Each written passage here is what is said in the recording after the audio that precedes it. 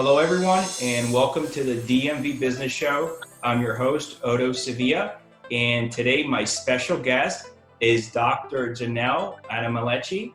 Thank you, doctor, for joining us today, and welcome to the show.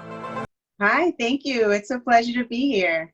Yes, definitely. So in case you don't know, she's a board-certified pediatric dentist and owner of Children's Choice Pediatric Dentistry and Orthodontics, and they have two locations, right? Yes.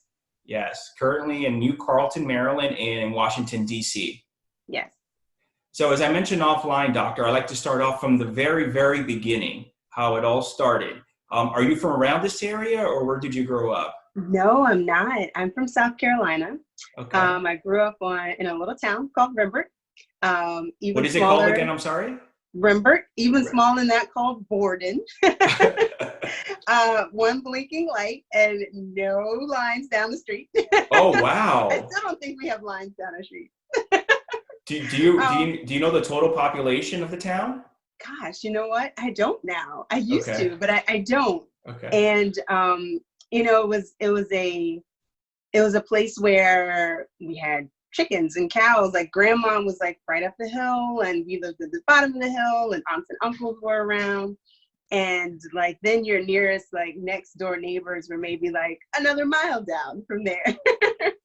And it was pretty cool because growing up there, everyone sort of knew everyone. Definitely that village mentality.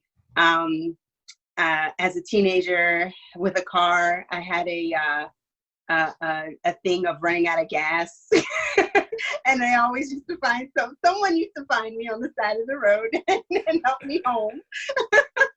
And so, and then like, when I decided to go off to school, going to Durham, North Carolina, where my mom went to college in Durham, but she didn't go to Duke. I went to Duke, and going to Durham to Duke was like big deal, like big city, huge. And even when, I graduated from Duke and went to Chapel Hill for dental school, when I graduated from dental school and I came home after graduation for like our, celebratory party, I had a billboard. Like, wow. Welcome home, Dr. Grant, Okay. which is my maiden name. Grant's my maiden name. And so that sense of community and like kind of pushing the next to go further than they did, and all these it was wild. And even like the first time when I went abroad, I studied abroad the first time in Ghana, Africa, and I studied alternative medicine because I already knew that I wanted to go into dentistry. I've known that since like elementary school. I was pulling teeth in the playground. I was that kid, and for money. So I was also that entrepreneur. And so, I came to Duke knowing that I wanted to go to dental school. And so my goal at Duke was like, in education wise, to learn how to deal with people, like how to communicate my message to like get your kid to brush their teeth or you to brush their teeth. And how does that relate to health and disease and things of that sort? So first international experience was in Ghana, Africa. I have to say it's probably set the foundation for how, 20 years later, I was going to meet and marry my husband, because there I like learned African food. I learned how to cook African food, like the whole shebang. Okay. And, but there, when I was studying alternative medicine, I also studied female genital mutilation. And it was just like a whole social impact summer. But being there was like, again, like I'd gone from Borden, South Carolina to Ghana, Africa. And they were like, what is it like? It was just, I was experiencing for everyone that had wanted to do those things at that time as adults and grandparents and parents and things of that sort. So it's been a really interesting journey as growing up from South Carolina, going to North Carolina for school, going to New Jersey for our residency, coming back, going to DC to do some oral health policy. Like it's kind of, I've been along the East Coast, but it's been a great and interesting journey along that way. Wow, it's so much to unpack there. I know. That's awesome. Let me go way back Okay. to the elementary school playground you mentioned. Yeah. So I picture you in the playground in South Carolina, and you said you were pulling teeth for some of your other students there, other children? Because the kids, they don't like to pull their own teeth, right? And so we're like, I'll do it. You always find the kid, or unless you go home and then Yes. someone's like, oh yeah, I'll do it. Yeah. And you're like, no, I don't want the parents to do it. Like, we'll figure out a way on the playground to do this. And so that, that's what it did. And most of the times, clearly, it was like hanging off and not really Oh, okay. attached Okay. anymore. So then, I would just do the last bit of the work, and I'd be like, and 25 cents, please, because I have to go to canteen. Oh, that's awesome. I love it. Even entrepreneurial back then. But you know what's interesting, doctor? Some kids would be like, "Oh, that's disgusting. That's gross. Ew." But you liked it. You liked the whole pulling. Okay. I did, and I think it was because I had really positive dental experiences growing up. I had a wonderful pediatric dentist who was in Sumter, South Carolina, not too far from where we lived, and as I had good experiences there. As I grew up, she allowed me to kind of hang out with her and see what the actual practice of dentistry was like. And just in steps where I met people, they really seemed to love the profession. And for me, in terms of getting a pediatric dentistry, it was like, okay, social work or dentistry. And I said, oh, in pediatric dentistry, I can do both. So, that impact on families and being able to really, like, from the womb, because even this week, our youngest kid is 6 days old. I have a 6-day-old in our practice. And so their kids born with teeth, believe it or not. And so that the ability to kind of do those things, direct families to other things like new schools, and how do we navigate a new parent coming into the city and directing them to the pediatric dentist and connecting their network. Like, I get to do all of that, and really take pride in being able to do that as a part of my practice. Okay. Wow. So you said growing up, you were able to shadow your local dentist in town or nearby town. And this is you, middle school, high school, that you were able to do that? Kind of all throughout. So like Okay. middle school, I would come in during the summer and like could hang out. Usually they had, like, through our Girl Scouts program and things like that, we had to do Okay. community service hours. And so Yes. that's kind of who I would choose. And then high school, I got to do like sterilization tech and like just clean the chairs and kind of mull around and, and so that's how it started for me. And that's one of the reasons why in my practice now in DC, I do internship programs, and we graduated 7 dentists, Oh, like wow. come through the program or come through my office, shadowed for, varied amount of time, and then gone off to dental school. Because then that they cemented the fact that this is what they wanted to do. And we continue off that. We have 2 assistants now who are applying for dental school next year. Totally excited to go to their graduation when they finish up in 4 or 5 years. I mean, it really is how I gain that interest. And so I have a real commitment to help others do the same if they want to investigate what they want to do in their lives. That's great. I love that. I'm curious because, as young kids, we have interests that, boys might play cops and robbers or play with fire trucks, girls with other things. But you at a young age, you were that story you told me in the playground pulling teeth. But when did you realize this is possibly my future, my career? Do you remember? Was there an instant or was it just gradual that you played and then you got exposed to this shadowing growing up? And This is interesting. I'm trying to think of the true light bulb moment. And I don't know if, I had the interest, right? I kind of had the interest going through. It probably wasn't until, honestly, I was in dental school and I did a mission trip to Mexico. And it was one of the first times I'd seen patients, like could perform treatment on them.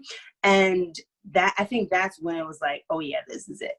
And I was very thankful for that opportunity while at the University of North Carolina, because a lot of the dental students don't get to physically put their hands on patients until second, maybe third year. And we got to see patients our first year. And so that's when, it's kind of like, if you can bow out now. If after your first year, you could stop wasting time and go find another career if that's not what you want to do. And thankfully, when I got in, I was like, this is it. I thought I wanted to. I kind of did some things around it. I shadowed. I've done, my alternative dentistry research and all those things. But like sitting down and actually treating a patient, I was like, yep, this is it. Okay, that's good. But even before then, you already made the choice. You were already in dental school, right? But then it finally sort of clicked that this was okay. The decision, yeah. And I don't have any family members who are dentists. Interestingly, I don't. It's me. It's still me. I'm trying to convince some other people to go, so I can sell and retire my practice to someone in the family. Well, you still have young children yourself, right? So thanks for reminding me that retirement is very far off. You're still a young doctor. Come on. It's great to hear the town that you grew up in, especially when you came back from Durham, and this is when you graduated and you had a billboard. Yeah. I grew up in DC, so I've always been in the city and grew up in the city. Totally different. How was it growing up in a small town? When I think about it, when I compare the experience to the experience my kids are having, because they're city kids, mm-hmm. I like the exposure that they have in terms of everything is kind of within their fingertips. What I miss sometimes, and a lot of my husband's family is here, so we get some of that feel, is the ability to always have family around. We were always around our family, and we've done a lot in terms of here to duplicate that within the city, because that's how both my husband and I grew up, where we had our core family who were just always around. And so that's an interesting thing. The daily commutes in and out of the city, I don't particularly miss, because we were always just in and out. Mm-hmm. But having that sense of community was one of the things that here I wanted to make sure, even though we're in probably a faster pace of things on a daily basis, to still kind of grind down to that as a core of our family value. Okay, that's good. So you graduated high school from the town. Then you said you went for undergrad to Duke? Went to Duke for undergrad. And then after that, you went to UNC? Mm-hmm. Went to University of North Carolina, Chapel Hill for my dental degree, my DDS, and for my Master's in Public Health and Maternal and Child Health. Okay. And then, but with that, you were also traveling abroad and going through all different experiences, right? Mm-hmm. Yes. Each summer, well, we only had one summer that we had some time during dental school. And so we do alternative spring breaks. And when we did alternative spring breaks, I traveled Mexico, Nicaragua. We go all over and do dentistry with families there. And then I finished my dental school requirements early and had the opportunity to travel with a mentor of mine, Bert Edelstein, with the Children's Dental Health Project. And that was another, how you look at those defining moments, whole nother one, because he's the reason why I decided to do my Master's in Public Health and Maternal and Child Health. I literally just traveled at his coattail for a few months. I just saw people when I was like, hey, I'm finishing dental school early.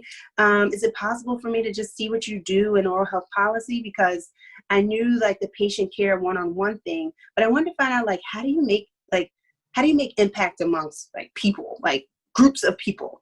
Mm-hmm. And so it's through law, right? It's through policy. And so, I was like, I just want to see what you do. I need to see what you do. And he was like, sure. You want to travel? And I was like, do I? Let's go. And so it's probably, and so now, I asked permission of the school. The school's like, you're done with your requirements. You have to be back at certain times for certain things, but go. And I went with him, went to meetings and went to conferences and spent time at the at NYU where he taught, at Columbia where he taught. And it was just amazing. in terms of how then I can relate the patient care that I'm doing to the impact that I'm making on people as a whole in the world. And that was just like, whoa. Okay. Wow. You mentioned Nicaragua. Where did you visit? Managua. That's where I was born. Shut up. I'm serious. I'm from Oh Nicaragua. my God. Oh, so many stories. So many stories. It's one of the, oh gosh, so many stories. It was an amazing space. It's one of the, from my understanding, there was a kid there that told me about the tooth fairy, and it's not a tooth fairy. It's, if I'm not mistaken, it's a tooth rat. And the tooth rat he used to throw his teeth over the house, and then in the morning a gift would arrive. Okay. So very contrary to in the States where you put tooth under a pillow, you get no. So that's when, like, even in the practice, I'm like, so depending on what you want to do, you can throw your tooth over the house, you can put it under a pillow. Like, I offer all kinds of tooth fairy options in the practice because of some of the things that I've learned abroad. And so I stayed with the home family when I was in Managua, and it was awesome. That's good. I'm so happy to hear that. Not many people travel to that part of the world. So when you mentioned it, I was like, wow, okay. There were 10 of us. I think there were Okay. 10 of us at that time. Okay. And we split ourselves up amongst a few families on a banana plantation. And then we're kind of in and out every day. How long were you there for? 3 weeks. Okay. Okay. Great. Yeah. I'm glad you were able. I'm glad you were able to visit my hometown. Wonderful space. Yes, it's very unique and different. I grew up here in DC. I came here at a very young age, but I've taken my kids and my family back there 2 years ago, I think. Yes, and they're like night and day compared to the United States, which I'm sure it's also something you would see in common when you go to a third world country compared to living in a developed country like the US. Yeah. Yeah. But it's when we go to Nigeria, and even when we go home to South Carolina, it's an important part of, yours and my childhood. And so we're always trying to make sure our kids see and feel and taste and smell some of that, because it's so different from what we're living right now. It is. So, Doctor, how did you end up coming to DC? Love. And and I was doing some work on the Hill in oral health policy. It was a part of the work that I'd done with the Children's Dental Health Project. And so that kind of transpired into an opportunity. And we knew DC was like my weekend. Sorry about that. Okay. DC was like my weekend back and forth whenever we wanted to get a little break or relief. And so back and forth from where? I'm sorry. From North Carolina. Oh, that's a big back and forth. Okay. Mm-hmm. And when you're younger, it seems like, a day, it's just go back and in. So is this when you're in Duke, or are you in C that you started going back and forth? Both.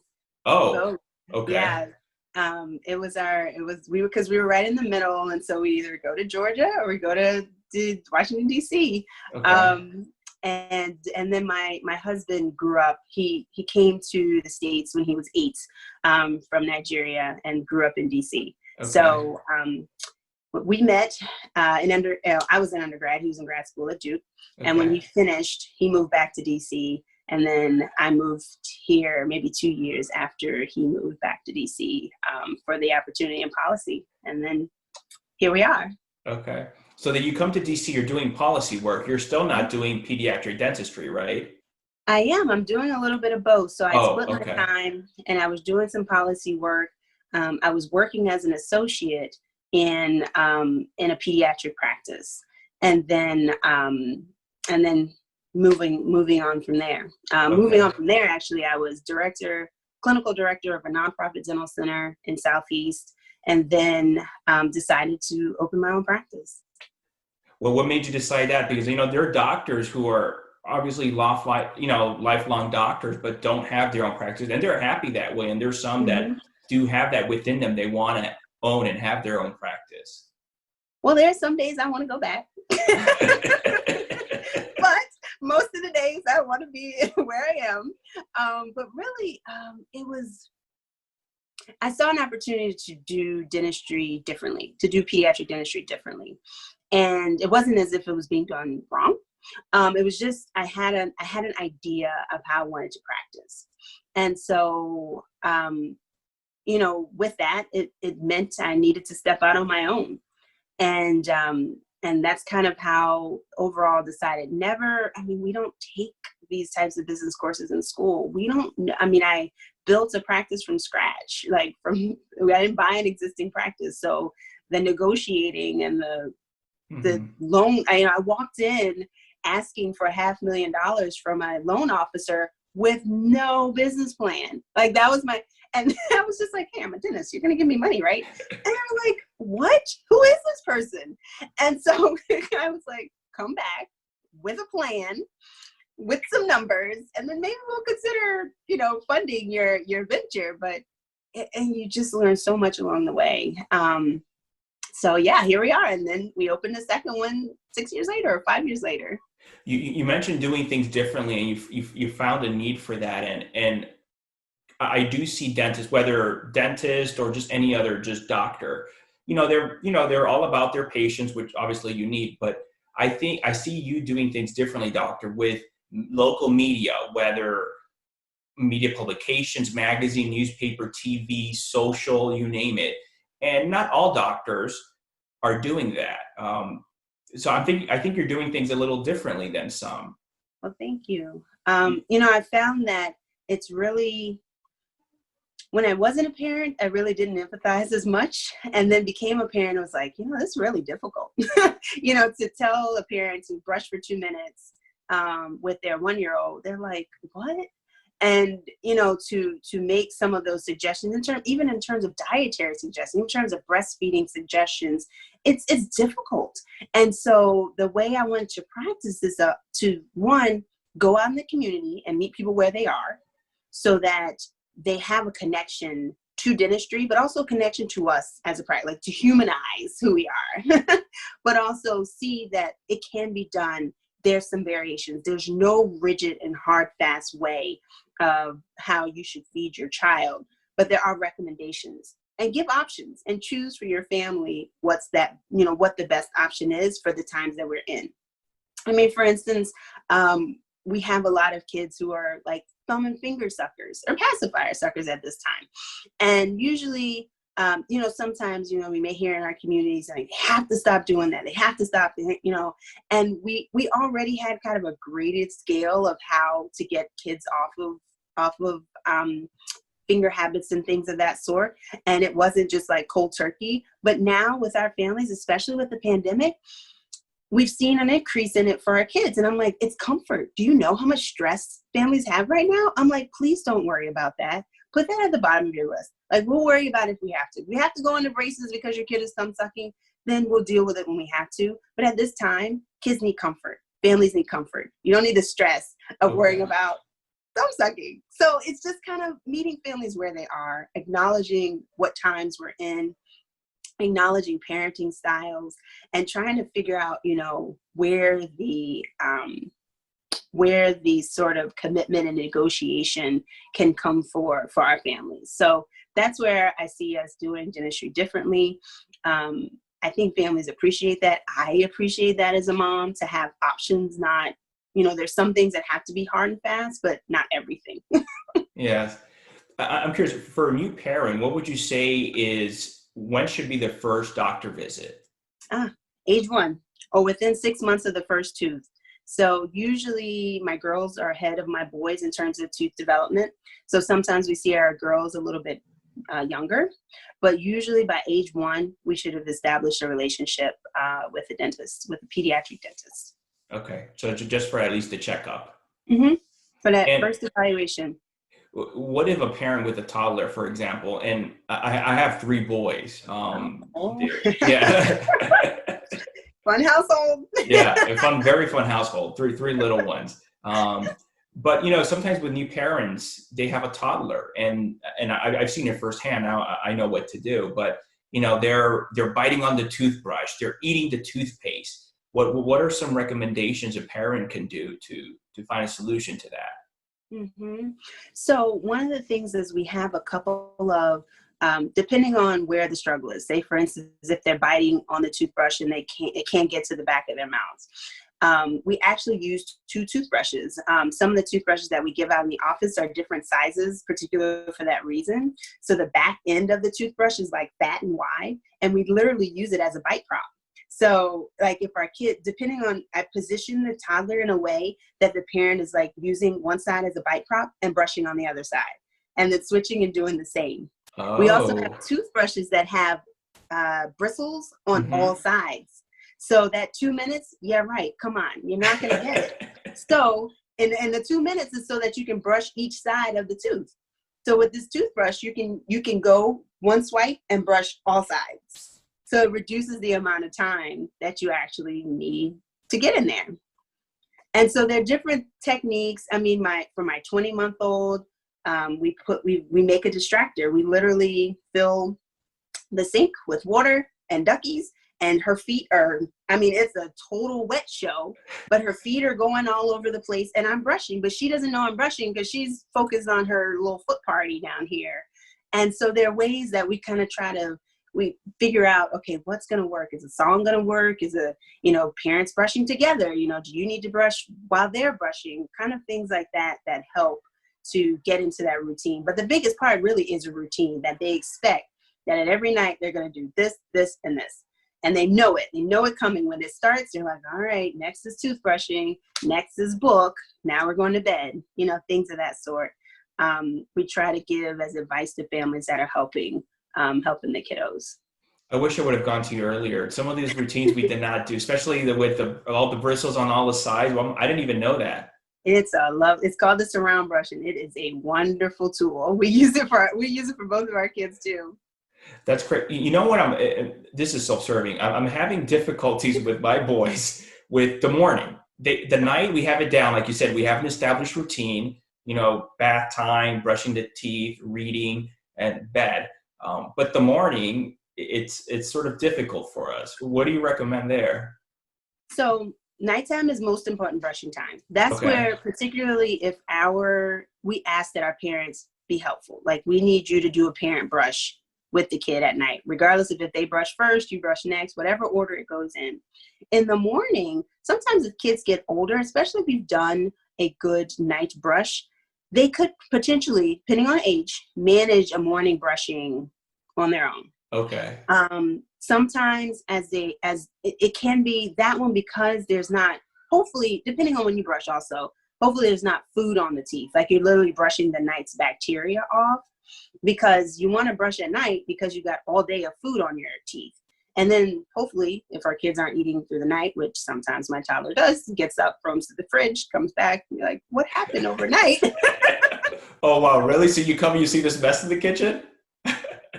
Why is there cereal prepared on what is going on? Oh my gosh, that's interesting. How old is your toddler? 4. Oh, wow. Okay. So, yes, a whole nother story. Okay. But as long as they aren't doing that, then it should just be, because the mouth dries out at night, it breeds more bacteria. So you want to get that bacteria out of the mouth before going on to the day.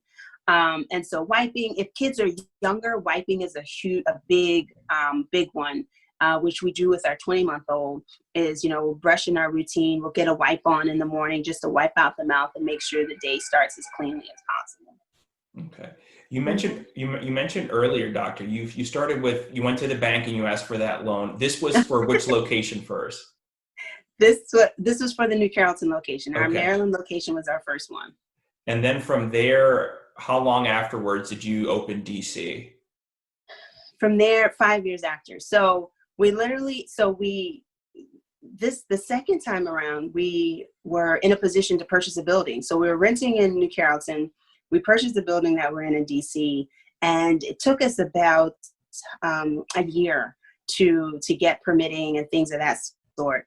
And interestingly, as you try to plan life, we had a baby on February 12th. I got a call in the hospital on February 13th that all permits were approved. Did we want to start? And I said, yes. And literally on maternity leave, we started construction on our second practice. Oh, and we wow. opened, let's see, our daughter was born in February, and we opened in June, our DC location. Oh, that's great. Okay. So it was quite a 2019, let me tell you. Yeah. By then, when you opened, were you already back, or? No, well, no. Oh, yes. I was back by the time DC opened. Okay. I was thankfully able to take a little, it's kind of the working for yourself, because in our Maryland location, I had my son probably a year into being opening, and we weren't, we just kind of opened. We were still pretty young. And so I literally shut down the office completely for a period of time to take some maternity leave. This time, because we were more established, we were already 5 years old in Maryland, and then the newer practice, I had a little bit more flexibility because I had associates to help. Okay. And so I took a little bit longer maternity leave. I had an opportunity to then basically build up the DC practice, construction, all those things, and get it open. And so it gave me a little bit more flexibility the second time around. What made you decide to open DC as a second location? It really was where we are. So Okay. we're close to my neighborhood. We're in Michigan Park Northeast, and we Okay. live in Brooklyn. And I have always kind of, in a Mr. Rogers type of way, been excited about a neighborhood practice. It's a different feel. And the ability for families to literally walk out of their homes and walk down the street and see their dentist, or stop by and say hi, and they drop off cookies and bring the new dog by. And it just, I mean, it's totally different. In our Maryland location, we're in sort of a shopping center. Mm-hmm. And so where we don't get residents actually walking. You have to drive to the location. And we still have a cozy feel to it too. Our DC practice just kind of has a more neighborhoody feel, because that's usually where most of the families are coming from within that neighborhood. How is your schedule typically, as far as between your DC practice or your Maryland location? So a lot more time added to being to owning two. Yes. I haven't quite figured out how to parse down the amount of time that's spent. Clinically, I'm in both locations, and then administratively, I'm in both locations. So on any given day, 7 days a week right now, I'm usually, maybe without Saturdays, I'll say 6 days a week, I'm usually administratively and clinically in one of the practices. Okay. But you're not doing two in one day though, right? Or Sometimes. sometimes. Oh, wow. That's a lot, It doctor. really, honestly, what it depends on is that because a subspecialty of pediatric dentistry is treating children with special needs and special challenges. The subspecialty of pediatric dentistry is treating families who may have breastfeeding concerns and issues. And so for those families, the timeliness of me seeing them is huge. I mean, it makes a difference in newborn families to be able to breastfeed if they have a tongue tie, lip tie, something that's preventing them from effectively breastfeeding. And so for those families, we promise to see them within a certain period of time. So that's why on some days I'm. Oh, okay. You were saying in the beginning, so your youngest patient is 6 days. Yeah. Right. And I guess for pediatric dentistry, what would be the oldest? Interestingly, because we see families whose kids have special challenges or special needs, my oldest is a little over 30. Oh, okay. And it's because developmentally, he is at about a 6-year-old developmental standpoint. And usually some of those families, we can't always manage all of our adults and children with special challenges, but if they're dental needs that we can still manage, like that I would do in pediatric dentistry, they've stayed with us. Otherwise, I have a partnership with a couple of other offices and other facilities that then can manage the adult dentistry that may need to be done for my older ones. Okay. With children that do not have special needs, what's typically the age maximum? They are usually, so up to 16 is on our Okay. pediatric side. We have some, in pediatric dentistry, usually as you're gaining new patients, they're usually young. They're usually, Okay. first time dental visits, things of that sort.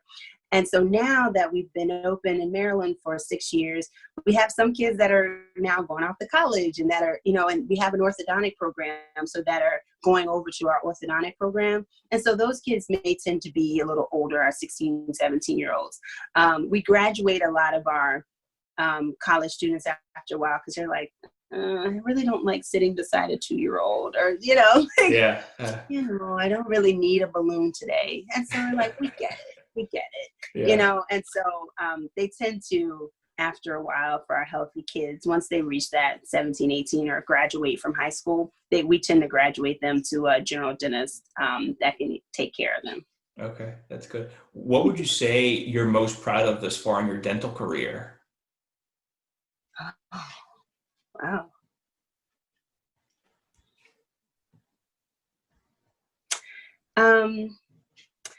I guess I'd have to say most proud. Wow, I have a list. Is there maybe your top 2 or 3 that come to mind? All right. Maybe it was your first practice that you opened. It was a big milestone. I don't know.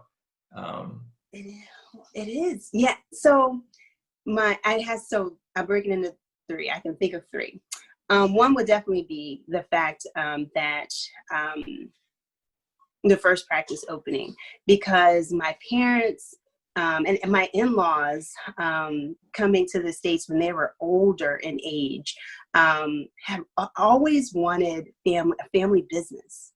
And so on both sides of my family, they take such pride in walking into the space and just being a family business for us, and anything anyone can do. Like my mom used to, when we first opened, we had no cash, no staff. She would she would work the front desk, knew nothing about dentistry, but I needed help. She came up and she helped. And so those are the things that, that are huge for me. Thinking along those lines, my son and my daughter now claim their practices. My son owns the Maryland practice. My daughter has, so he's like, are we going to my practice or my sister's practice? Oh, wow.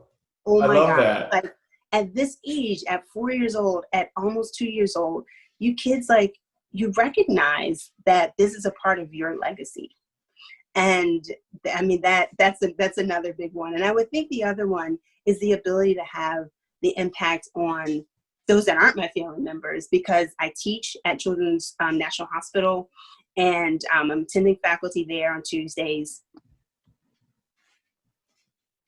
Sorry, I lost you for a minute. I'm attending faculty there on Tuesdays, and the ability to kind of raise up other pediatric dentists and have influence on how their careers and the beginning of their careers are shaped is another thing I'm very proud of within my career.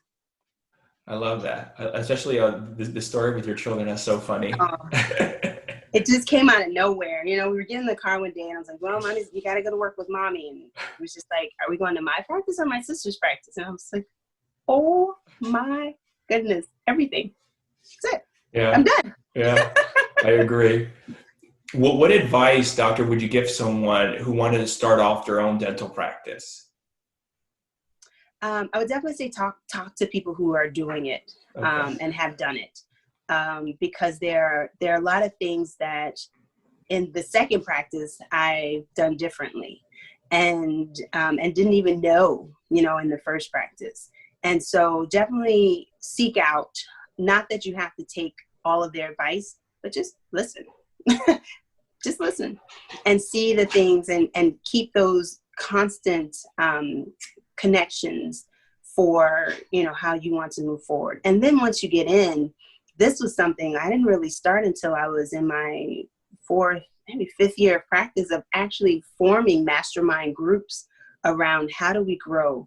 How do we market? How do we do things the way we want to do things? Like literally leaning on colleagues, for advice, questions, and just non-judgment zone. No judgment at all, just laying it out. How do we do this? How do we work towards where we are? And those have been, I mean, it's been excellent.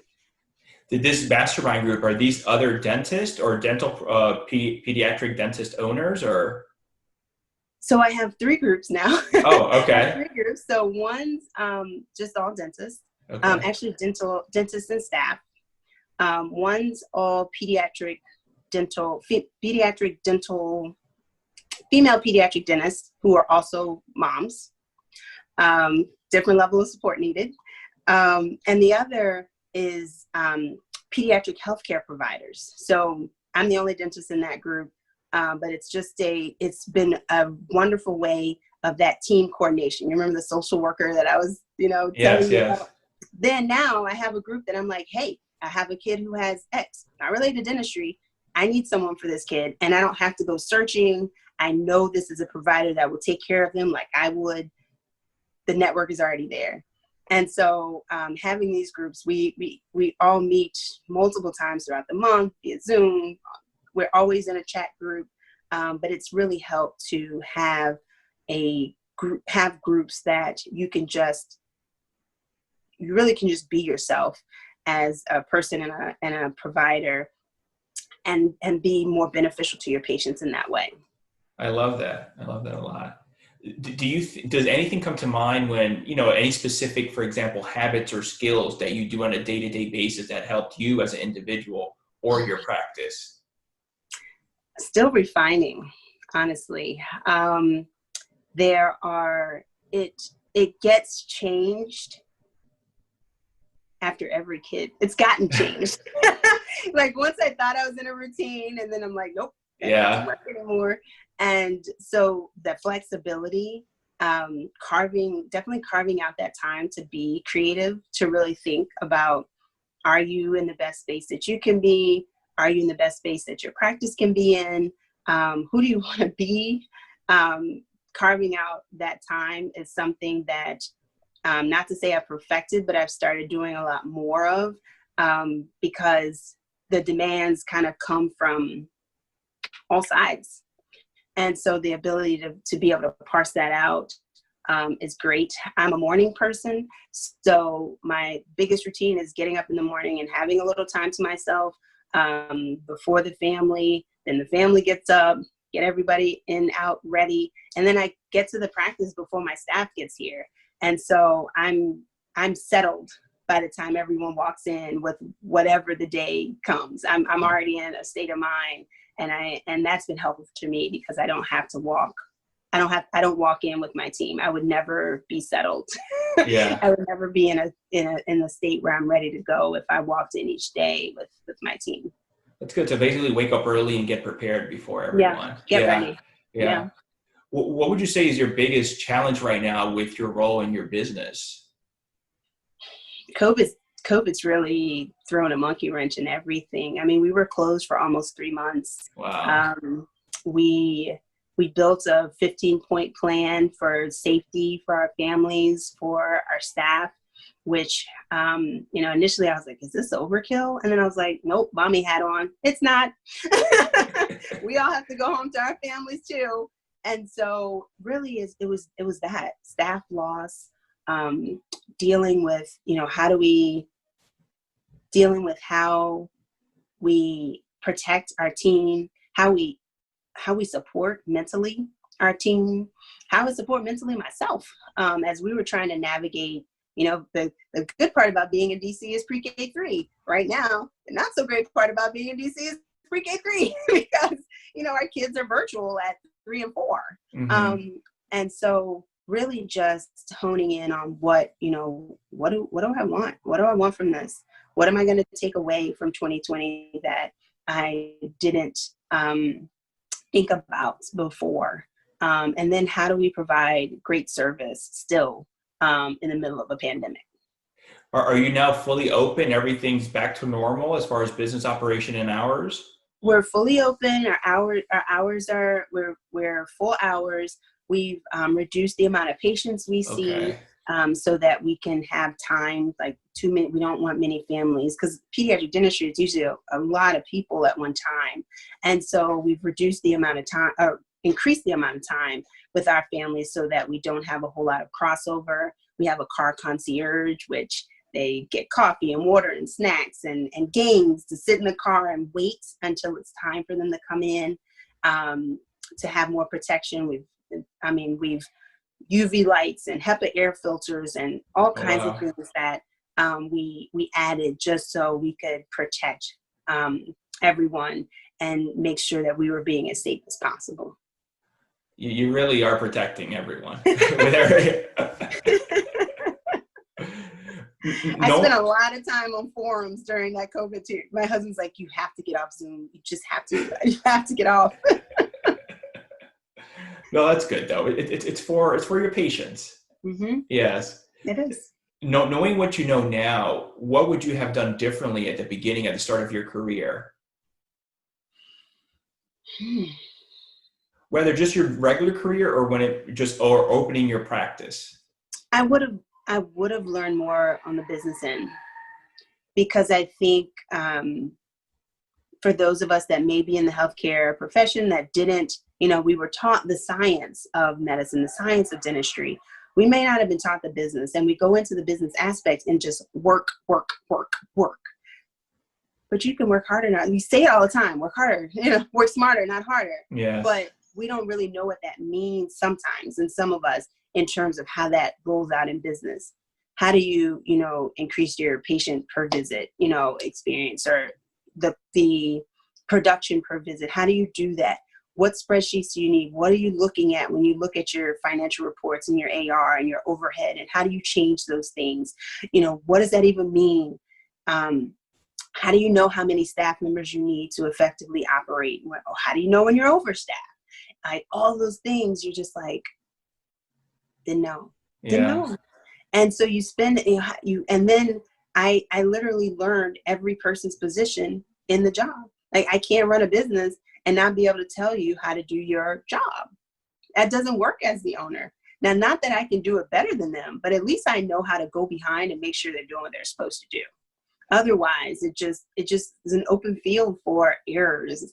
And those, there are many people I may not see because they didn't get past my front desk that wasn't trained properly on how to answer the phone, or how to describe the services that I provide, or how to check the insurances that they use.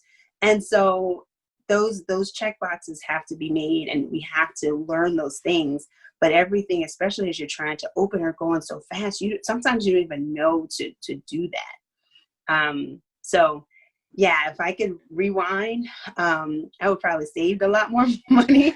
Probably spent gotten a lot more sleep if I learned some of those things in the beginning. But you learned it hands-on on the job, all those roles you mentioned, right? I did, yeah. For someone starting off, if they wanted to shortcut that, well, what do you recommend? Is there a resource or a go-to source now that you would say, hey, go here, or here are a couple different websites? Yeah, interestingly, there are now.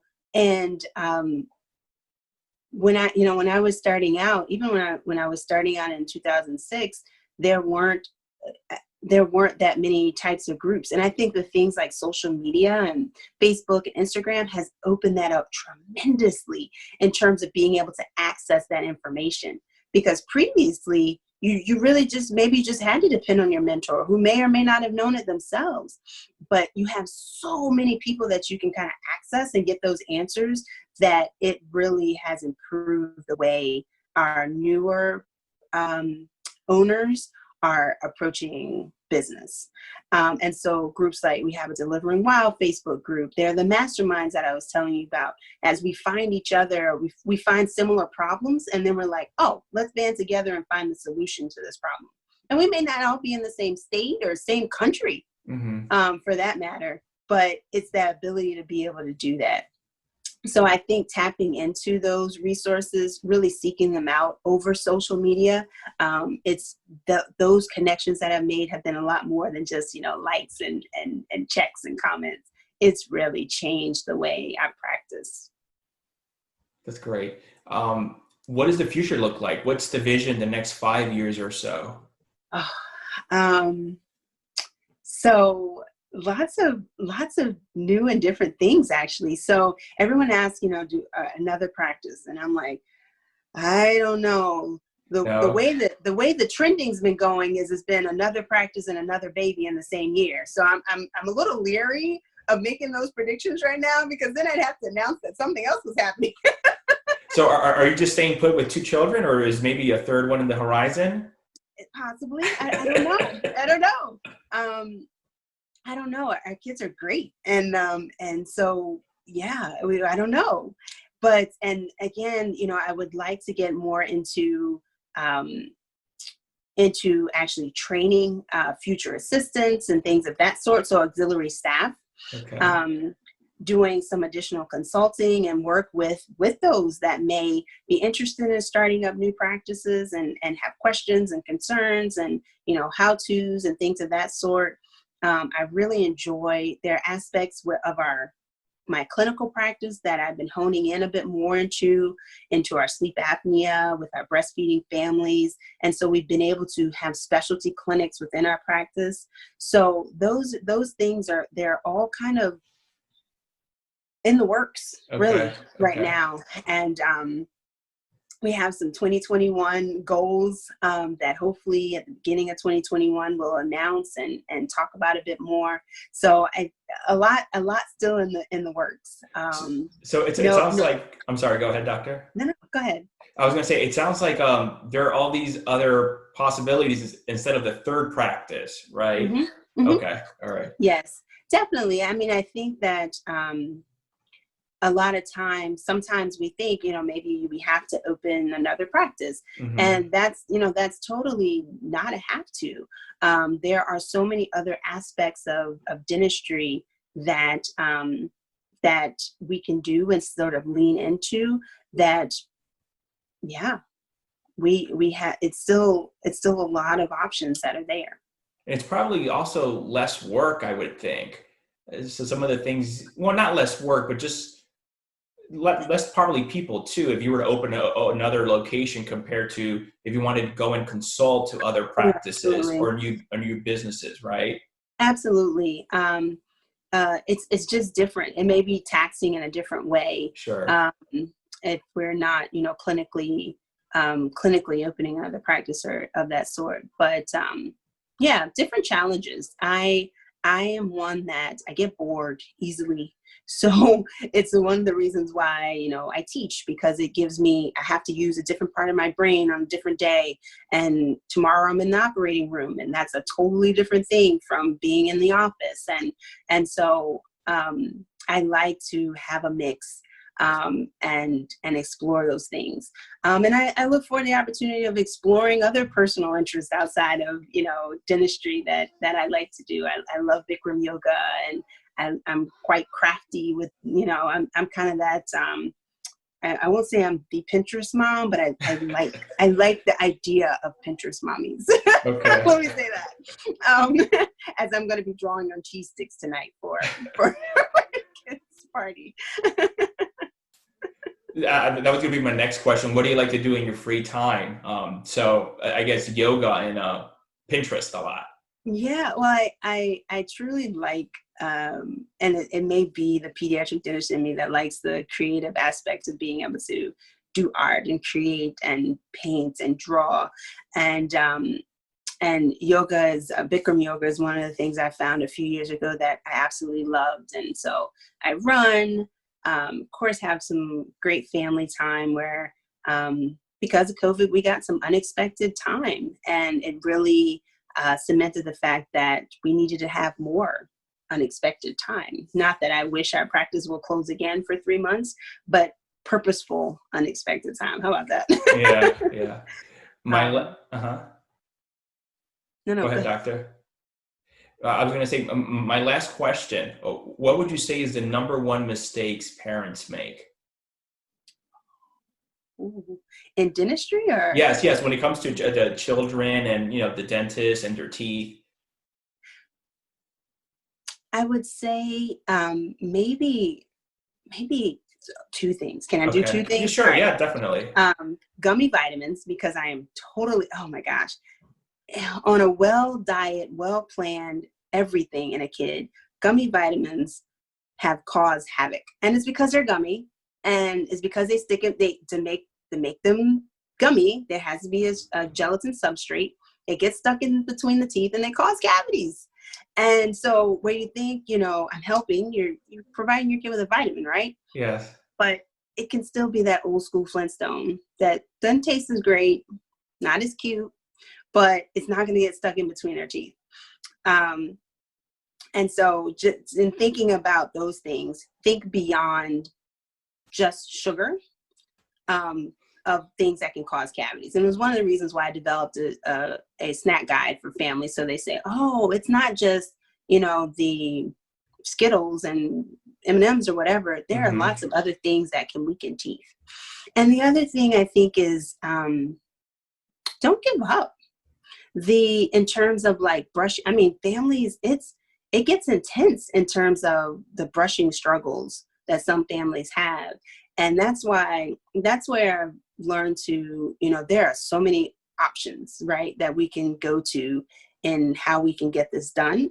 But also don't put anything in your kid's mouth that you can't get out, because if you can't brush it out, then it's going to stay there and it's going to cause a cavity. So, then that's where diet is super important, because if you're not, doing anything that may, cause any weakness on the teeth, then okay, we can be a little bit more flexible. So those are the things. Be gentle with yourselves and with the kid in terms of just not in terms of the physicality, but mentally gentle as you're trying to navigate, how we get into this routine and how we brush and how we take care of teeth. And then of course, like, remember there are many other culprits besides just plain old candy that can weaken the teeth. And so take the time to do that. But then that's what we call it a part of our parent squad. That's what your pediatric dentist is for. We're part of your parent squad. I'm glad you mentioned the gummies for vitamins. There's some, and I would like to know your professional opinion, that are almost coated with, I guess, it's sugar. Yep. Yeah. What do you think of those? I don't know if they get stuck under teeth, but it's... Yes, they do. Oh, they do? Okay. So for vitamins for young children, doctor, you recommend basically old school Flintstone style? Hard vitamins. There used to be a company that I worked with, a mom-owned company that I worked with, that had developed a powdered form of the vitamin.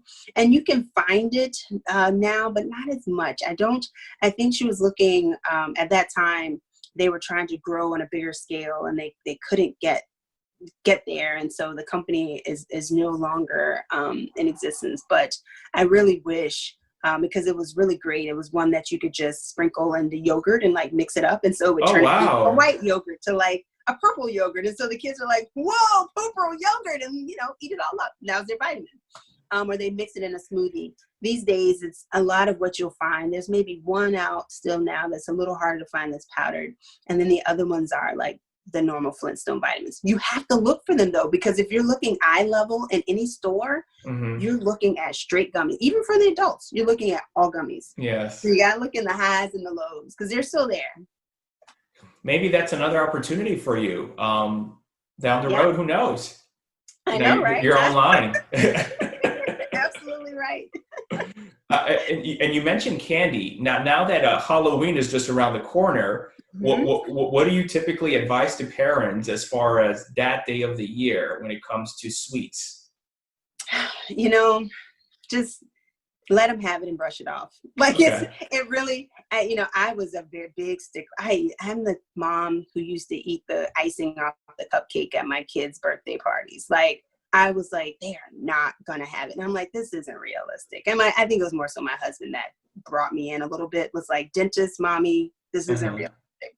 And so, if we're looking at greatest scale of candies, dark chocolate, which I don't know many kids that really eat dark chocolate, but that's the preferred, right?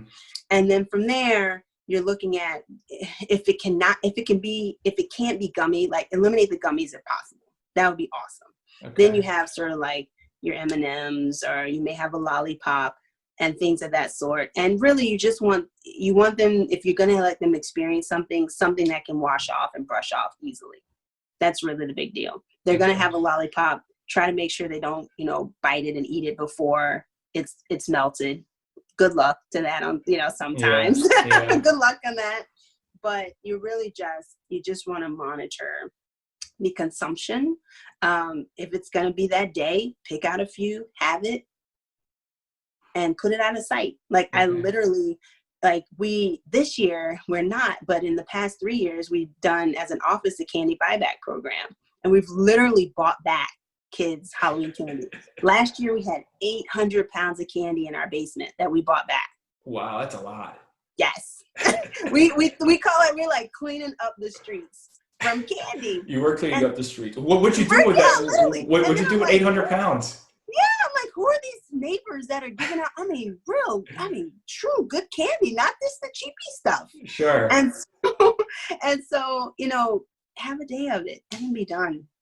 So that, because it's really the exposure over and over and over again that's going to cause that cavity. One day's not. But that constant, a week, 2 weeks, 3 weeks of trying to eat the candy box, that's going to do it. Okay. When is the best time for a child to start flossing? It's usually when the teeth are touching. So we want space with baby teeth because adult teeth are sometimes 1.5 to 2 times bigger than baby teeth. So if you have space as a kid, you may be saving some orthodontic costs as an adult. But if you have closed spaces as a kid, it may be kind of tight in there when the adult teeth come in. And as soon as you can't see in between the teeth, the bristles of the toothbrush can't get there either. And so that's when you have to start flossing. And that happens across, I have some 6-year-olds who still have spacing through all their teeth. Yes. You don't have to floss. Your toothbrush should get there. But if even as my 2-year-old, she has some closed spaces. So we have to start flossing. Oh, wow. I didn't know that. That's good to know. Yeah. Doctor, thank you so much for coming on the show. Where can people find you if they want to learn more or visit you? Yeah, you can visit us on the web at mychildrenschoicedental.com. We are very social, as you know, and we are at Children's Choice Dental. Thank you. Awesome. Thank you so much for coming. I really appreciate it. It was great talking to you. Thank you. Take care. Bye-bye. Bye.